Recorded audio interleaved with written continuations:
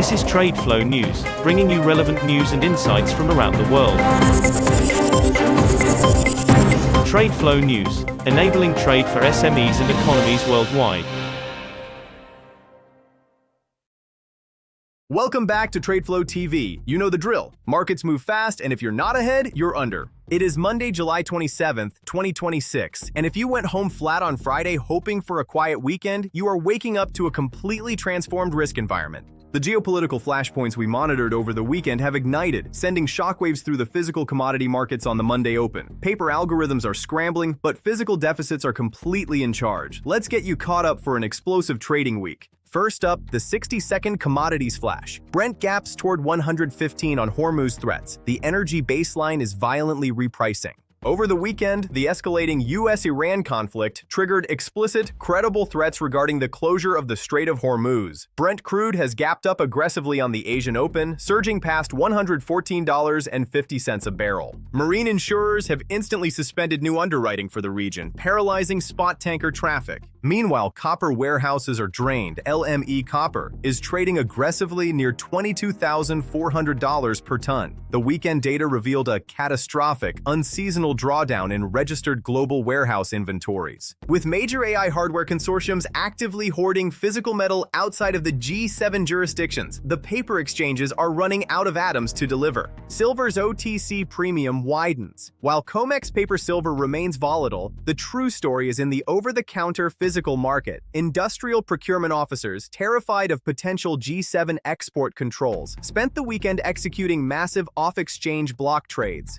Finally, the Asian rice crisis escalates. The agricultural market is catching the geopolitical fear bid. Following reports that the Indian monsoon has completely failed across key producing regions, secondary exporters in Southeast Asia are aggressively tightening their own export quotas. Global rice futures are locked limit up, guaranteeing a brutal wave of third-quarter consumer food inflation. Let us take a deep dive into why the sudden escalation in the Strait of Hormuz guarantees structurally elevated energy costs, and how the collapse in copper inventories signals the end of the AI hardware expansion phase. The data hitting global terminals this Monday morning proves that we are no longer trading financial instruments. We are trading physical survival. You cannot fix a closed shipping lane with a central bank rate cut. Here is what is driving the Monday tape. Look at the Strait of Hormuz Shock. We warned you on Friday that the energy market was mispricing the Middle East risk. Today, that risk has materialized. The Strait of Hormuz is the world's most critical oil choke point, handling roughly 20% of global petroleum consumption. When credible threats of closure or mining occur, marine insurers pull their coverage immediately. This effectively freezes spot maritime transit, forcing shipping companies to either halt entirely or attempt the massive, cost-prohibitive reroute around the Cape of Good Hope. Brent Crude at $114.50 is just the beginning. This price action acts as a massive, regressive tax on the global economy, instantly spiking the cost of agricultural diesel, marine freight, and everyday consumer goods. The Federal Reserve is now completely trapped in a stagflationary doom loop. This brings us to the copper unobtainium reality. The weekend inventory data for LME copper is terrifying for the tech sector. We are watching the complete physical exhaustion of the red metal. You cannot build a gigawatt AI data center or upgrade a sovereign power grid without thousands of miles of heavy copper wiring. The data center boom has fundamentally collided with a tapped-out mining sector that has seen zero major capital expenditures over the last decade. Because tech giants are aggressively buying and hoarding physical copper in neutral jurisdictions to avoid G7 asset seizures, official exchange warehouses are running dry. We are rapidly approaching a moment where paper copper contracts will be forcibly cash settled because the physical metal simply does not exist to deliver. At the same time, look closer at the monsoon failure and the rice squeeze. The agricultural crisis is no longer a localized issue. It is a global caloric emergency.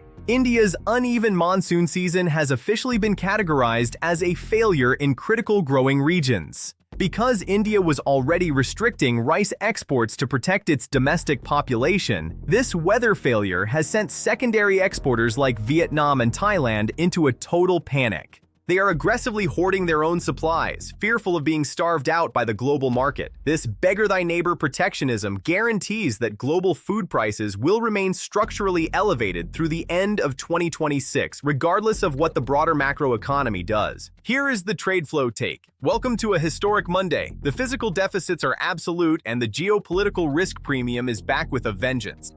Do not try to fade the energy gap up. The logistical friction in the Middle East will take weeks to untangle even if hostilities cease today. Maintain your aggressive physical long exposure in the copper and silver nexus, and keep your energy portfolios heavily fortified. Make sure to head over directly to TradeFlow TV to keep your data terminal locked into physical macro reality. Stay liquid, stay sharp, prepare your portfolios, and we will see you tomorrow. That is all for today's news on commodity markets. Stay tuned to TradeFlow News as we continue to provide you with more updates. We also invite you to follow us on Twitter at TradeFlow News, which allows you to watch our program on your mobile device or desktop to receive information from there.